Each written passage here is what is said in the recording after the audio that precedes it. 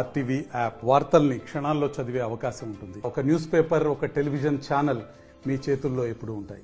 మంచిర్యాల జిల్లాలో ఉన్నటువంటి విద్యార్థుల యొక్క సమస్యలను దృష్టిలో పెట్టుకుని, ఉద్యోగుల రిక్వెస్ట్ని దృష్టిలో పెట్టుకుని, వ్యాపారస్తుల రిక్వెస్ట్ని దృష్టిలో పెట్టుకుని, వాళ్ళు ఇచ్చినటువంటి రిప్రజెంటేషన్స్ను దృష్టిలో పెట్టుకుని భారత ప్రభుత్వం రైల్వే శాఖలో ప్రవేశపెట్టినటువంటి వందే భారత్ రైలుని మంచిర్యాల రైల్వే స్టేషన్లో హాల్ట్ చేయాలని చెప్పేసి ఈ సందర్భంగా గౌరవనీయులు మంచిర్యాల జిల్లా భారతీయ జనతా పార్టీ అధ్యక్షులు రఘునాథరావు ఎర్రవెల్లి గారితో ఈరోజు south central railway Secunderabad railway భవన్లో గౌరవనీయులు రైల్వే జీఎం గారిని కలిసి వారికి రిక్వెస్ట్ చేయడం జరిగింది.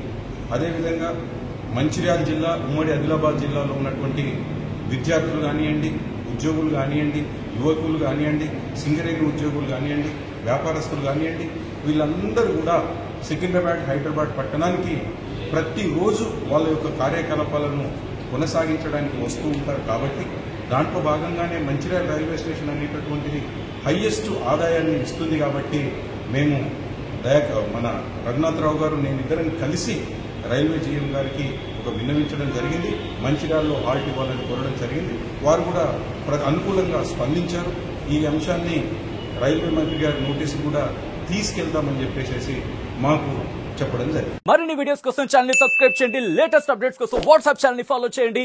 అండ్ లింక్ డిస్క్రిప్షన్ లో ఉంది.